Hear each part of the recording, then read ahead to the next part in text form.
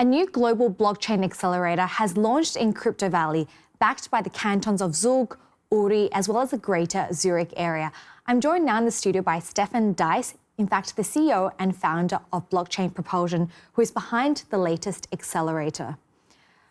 If you can just walk me through currently the blockchain accelerator in terms of the time span and also how many startups you plan to onboard. We started about 8 months ago building the concept of blockchain propulsion. The process has been, I would say, quite a difficult process to get to the right partners, find the right entrepreneurs. And today's our official launch as such. We could say for the first year, around 20 to 25, we're not focused on the quantity of the projects, but rather the quality these projects have. So we do see ourselves perhaps over the next 5 years onboarding roughly around 100 projects across 15 to 18 different propulsion hubs around the world.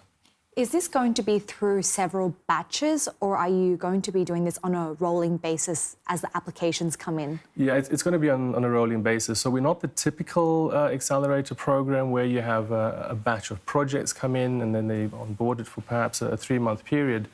We onboard the projects as they come to us. We go through a very stringent qualification process. And as we onboard those projects, depending on the type of project, that could be a very long-term engagement or a very short-term engagement. Let's talk about money. I mean, how much are you willing to offer, and in return for what stake? Well, we're not offering money as such. What we actually offer are our services and access to our network of global crypto hedge funds, as well as private investors that may want to invest in our projects. And if we can help to give more clarity to some of the people who may be interested or are curious about how this accelerator will work, what would be your target in terms of having a pool of funding? What can potential blockchain projects and startups expect if they do plan to join? Yeah, so it all depends on the individual project. There may be a small project needing $1 million of seed funding. Well, that's what we would help them raise. But it could be a very large project that needs to raise $100 million, and that's what would help them raise as well. It all depends on the type of projects that we work with. Recently, we did see the Crypto Valley Labs launch their own blockchain incubation programs. Correct. They're promising $125,000 per startup, up to, in fact. When you have this kind of landscape, how do you sell yourself then as an accelerator to promising blockchain projects? Yeah, and it's a very good question. I mean, one of the key differentiators, we are blockchain entrepreneurs. So we've built our own projects and are still building our own projects. And I think that's one of the key differentiating factors. Secondly, as mentioned, we have a very stringent qualification process on how we onboard projects. And we're not looking at quantity, but rather quality of the project. So we want to make sure they have great teams, they've got great talent, but they also have the time to execute their projects.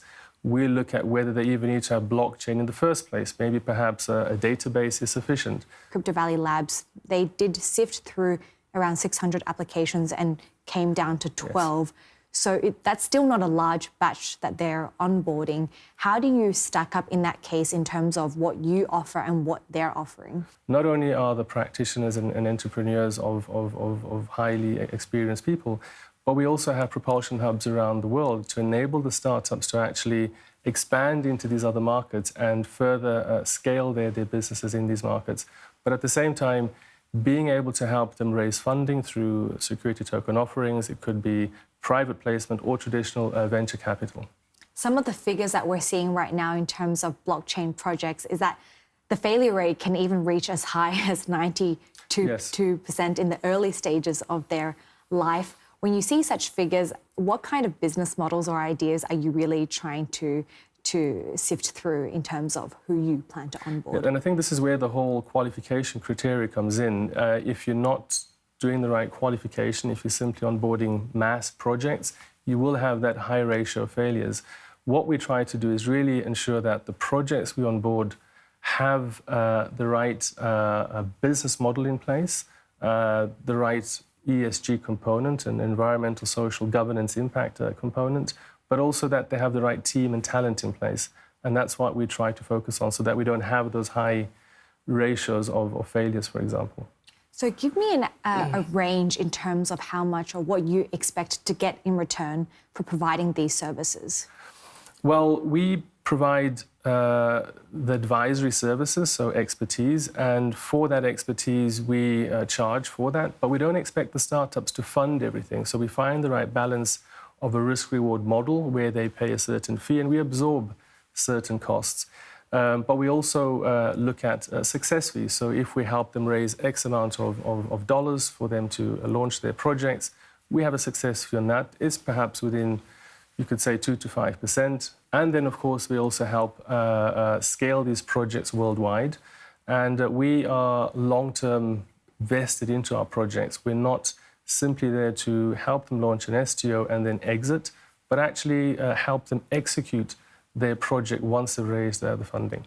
Now, let's talk about some of the partners that you have backing you. You've got the Canton of Uri, Canton of Zug, as well as the Greater Zurich Area. Correct. And then you've got organisations like Switzerland Global Enterprise and Swissnex. How are all these different organisations actually supporting you? And are you going to be getting any funding from them? No, so we're not getting any funding from none of the organisations you've mentioned. But we are getting their endorsement, their backing. They enable us to expand globally. And it's important for us in the discussions we've had with these entities is to be able to say we are building substance in the projects that we are supporting. We're not just simply onboarding projects into Switzerland and opening up letterboxes for these companies, but actually building substance, enabling these projects to also contribute to the economic growth of the cantons.